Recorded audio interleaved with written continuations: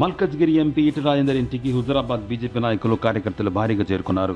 వచ్చే స్థానిక సంస్థల ఎన్నికల్లో తమకు మద్దతుగా నియోజకవర్గానికి వచ్చి మద్దతు తెలపాలని ఈటెల రాజేందర్ను వారు విన్నవించుకున్నారు.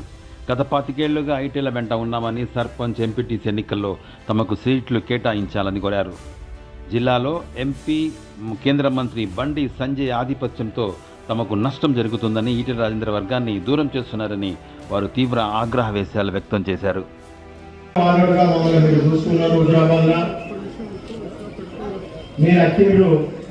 దురదృష్టవశాత్తు వాళ్ళు చచ్చిపోతున్నారంటే ఓట్లు కౌన్సిలర్ గెలిచారు. మీరు వచ్చారు, ఇక్కడ మల్కాజ్గిరిలో ఎంపీగా పోటీ చేశారు, ఇక్కడ గెలిచారు. హుజురాబాద్ ముఖాన మీరు అచ్చు లేకపోయేటాలకు మమ్మల్ని రెండు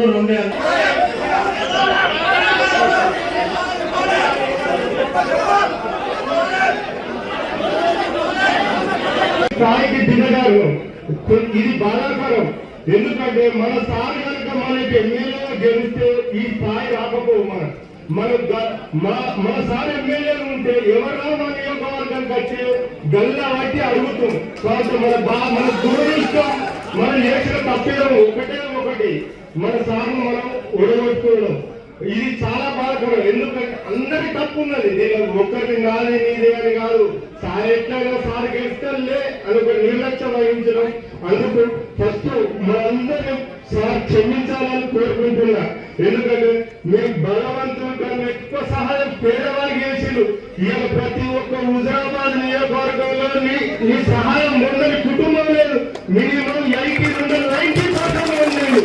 ఎవరు కానీ లీడర్ల కన్నా ఎక్కువ పేదవాళ్ళ గురించి ఒక నాయకుని కావచ్చు, నువ్వు దమ్ముల నాయకుని కావచ్చు, నీకు పార్టీ సాధించింది కావచ్చు.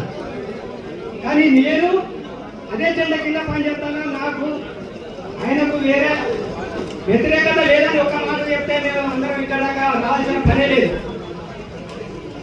నువ్వు వ్యక్తిగతంగా వేరే మాట్లాడతాను, మీదికి కూడా వేరే మాట్లాడతాను, లోపల కుట్రలు అనుతాను. బండి సంజయ్ అనే వ్యక్తి ఎంపీగా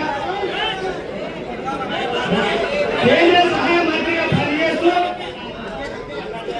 మల్కాజ్గిరి ఎంపీ ఈటెల రాజేందర్ గారికి నాకు ఎలాంటి వ్యతిరేకత లేదని హుజురాబాద్ లో ఒక్క మాట అంటే మేమందరం ఇక్కడ కష్టపడమే కాదు. నువ్వు ఒక్క జెండా కింద పనిచేయడంతో వ్యతిరేకత ఎందుకు మాట్లాడతాను? మేమందరం పిచ్చలు. నీకు ఎక్కడి ఓట్లు, నీ జెండా ఎక్కడి? మండలానికి ఒక్కరు కూడా లేడు, మండలానికి 2 కూడా లేరు. నువ్వు ఎవరు